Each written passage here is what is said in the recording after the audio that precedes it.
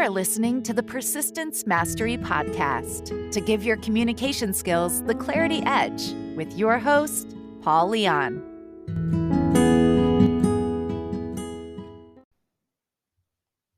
Welcome back to Persistence Mastery Podcast, the podcast that helps you gain the clarity edge. Now, in this episode, we're going to talk about why roadblocks are good.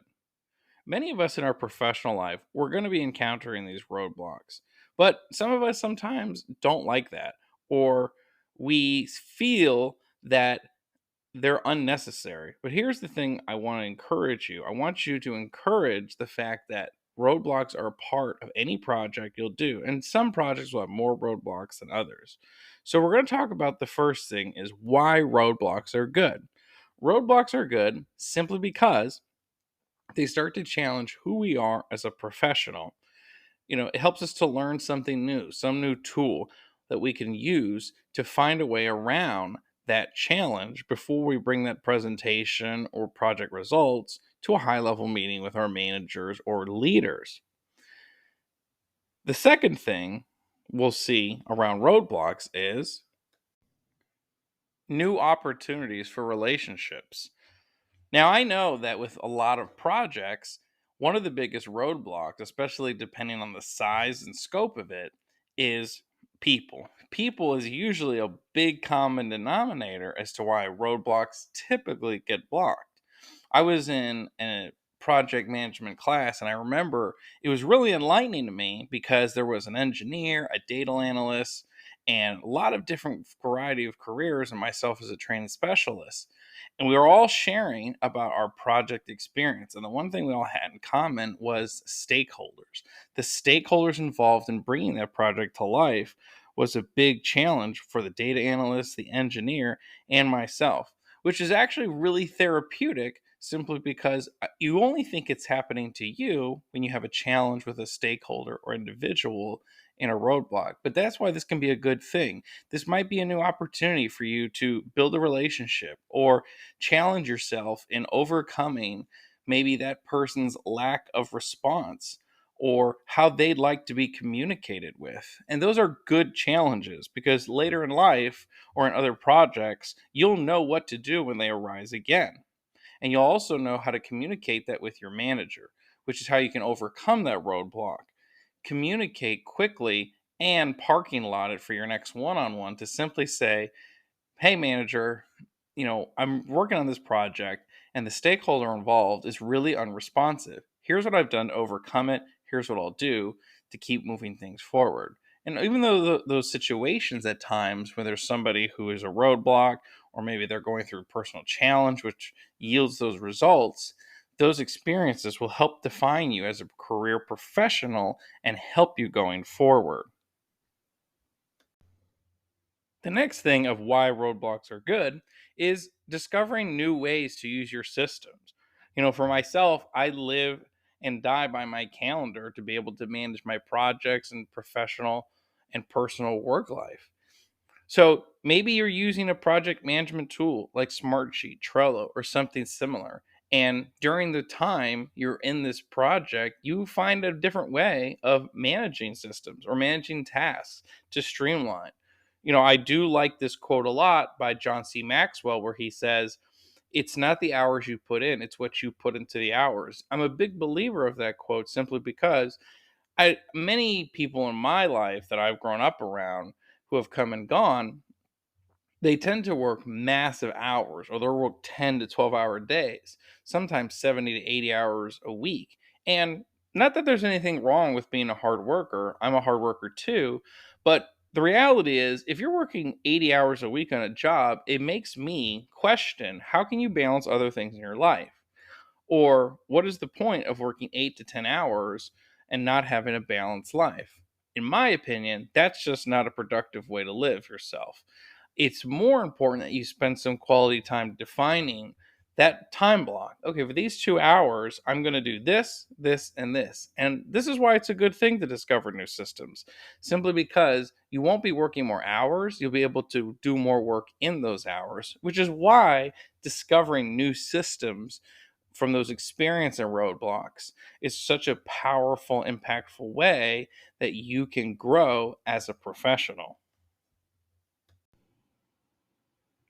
Now, you might be asking yourself at this point, well, I understand these are reasons why roadblocks are good, but Paul, is there any way that I can do things preemptively to get around roadblocks early and create the project results I want sooner? Well, the good news is yes. The first thing, if you're really trying to be preemptive about moving your project forward and getting results earlier rather than later to beat or be ahead of deadlines, is number one, define the value proposition of that roadblock. Now, this is going to depend on the project, of course. And if you've heard earlier episodes or you look up what a value proposition is, the typical definition is it defines the benefits, solutions, and results of that project. So that's one thing you can do. Have a really strong value proposition that really defines, okay, this is where it needs to end up. That's number one. And number two, you have to also look at your deadlines. And sometimes, depending on your manager or your work style, this can be a pretty big challenging thing. The manager I work with now, who's really fantastic, taught me recently push back on deadlines, define them.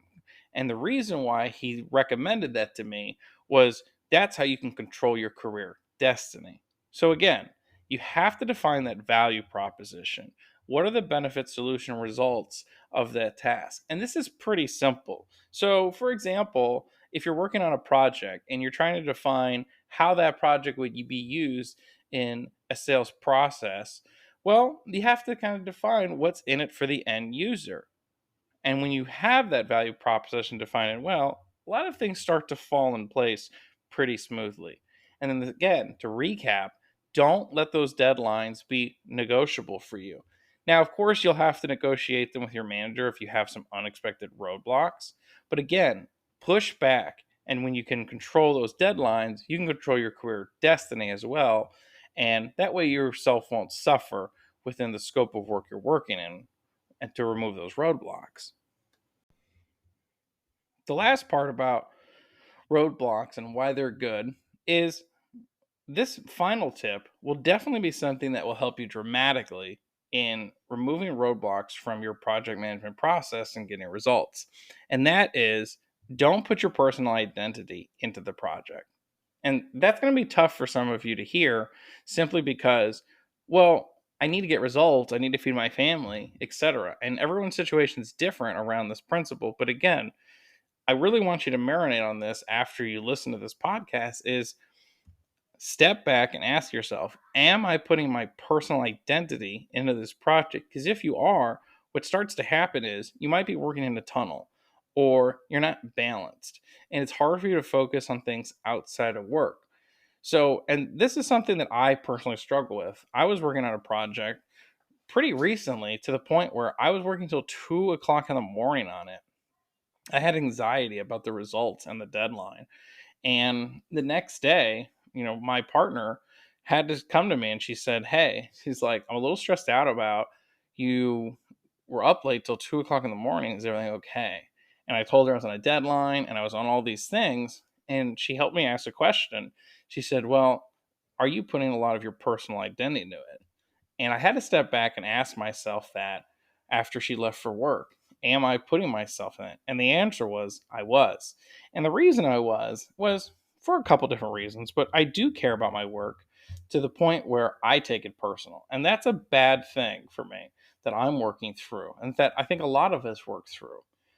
And going back to what I said earlier, part of it was there was a stakeholder that I felt was pretty unresponsive to my follow up and actions, even though I was working incredibly diligently hard to get the results, to the point where I would change my emails to where I would put the request at the top and put the rest of the information at the bottom to make it easier for him to select. I then even reached out to a local project management teacher at a university for tips and tricks on how I can improve my follow up with people better. What can I do to make an unresponsive person more responsive? And she actually got back to me and she said, here's the thing, you can do as much as you can. you can do 2/3 from the deadline is a great principle. And if they're not responsive, you can give a phone call. And she goes, you're doing everything you can. She says, I think the biggest thing for you is to ask yourself, have I done everything I can at this point in the project? And do I need to put the focus elsewhere in another project for my team? Or do I need to do something to relieve the stress? Well, hopefully, what I had to define for myself, and maybe what you had to define for yourself, was what could I do to find that stress? And for me, that's working out sometimes. I'll go to the gym and exercise and get my mind off that moment. Something else I do personally, and some people find this weird, but it just works for me, is I'll go to an open mic and I'll tell some jokes just to get away from the stress of where that project's going. So when I revisit it, I'm refreshed and strong. And to define how that project ended up and where it was, I actually had to go to my manager and say, look, I've done 95% of the work. The 5% is this last stakeholder is just not giving me the approval. Thankfully, he was incredibly understanding and we adjusted the deadline. But here's the thing, I was working in a vacuum. I was to the point where my anxiety was through the roof.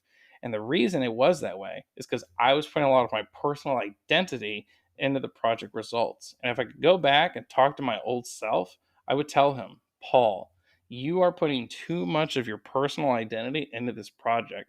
Step back, accept the roadblocks, and do something else to give yourself grace in yielding those results. Don't let roadblocks define you.